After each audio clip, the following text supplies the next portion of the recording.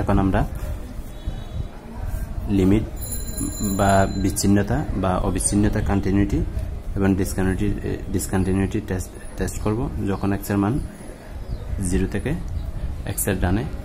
অর্থাৎ এটা হবে তাহলে আমরা বলতে পারি এখান থেকে আমরা যদি 0 বসাই তাহলে আমরা পাই π/2 এবং right hand limit x tends to 0 plus অর্থাৎ ধনাত্মক দিকে এটা হচ্ছে এই রেঞ্জটা x এর মান 0 থেকে বড় তাহলে ধনাত্মক দিকে ডান দিকে 0 এর ডান দিকে তাহলে মান কোনটা হবে এটা তাহলে আমরা বলতে পারি π/2 - x এখন যদি বসাই আমরা কি পাই যেহেতু আমাদের left hand limit is equal to right hand limit আমাদেরকে সমান হয়ে যায় তাহলে আমরা বলতে পারি এটা শুধুমাত্র জাস্ট বোঝার জন্য f of x is continuous অবিচ্ছিন্ন continuous at x is equal to 0 তাহলে এখন আমরা লিখতে পারি এটা লেখার প্রয়োজন নাই এটা আমরা বোঝার জন্য করেছি সুতরাং f0 তে আমরা কি পাবো আমরা এখানে যদি 0 বসাই তাহলে আমরা পাবো π/2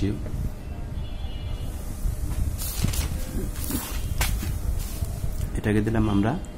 2 নাম্বার তাহলে 2 নাম্বার থেকে আমরা পাই 2 থেকে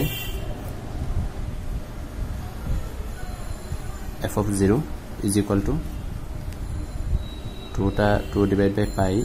স্কয়ার এটাকে সামনে নিয়ে আসলাম summation n is equal to 1 to infinity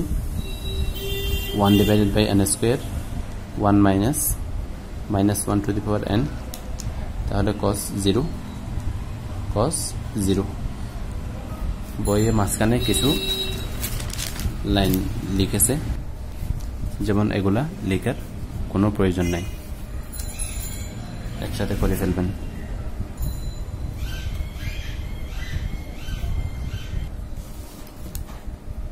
n square 5 2/π তাহলে এখন যদি আমরা এটাকে এক্সপ্যান্ড করি এটা সমান কত π/2 is equal to 2/π আমরা যদি এক্সপ্যান্ড করি তাহলে পাই 1/1 স্কয়ার এখানে পাবো আমরা যদি 1 দিই তাহলে এখানে পাই 1 minus 1 প্লাস 2 বসালে 1 minus 1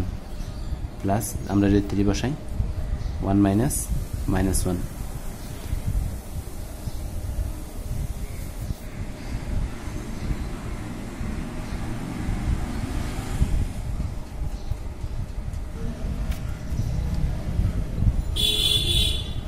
এভাবে আসতে থাকবে তাহলে আমরা পাই এখান থেকে π² 4 এখান থেকে আমরা যদি 2 যদি কমন নিই এখানে 2 আছে এখানে 2 আছে তাহলে ধনাত্মক পদগুলো আমরা এখানে কি পাচ্ছি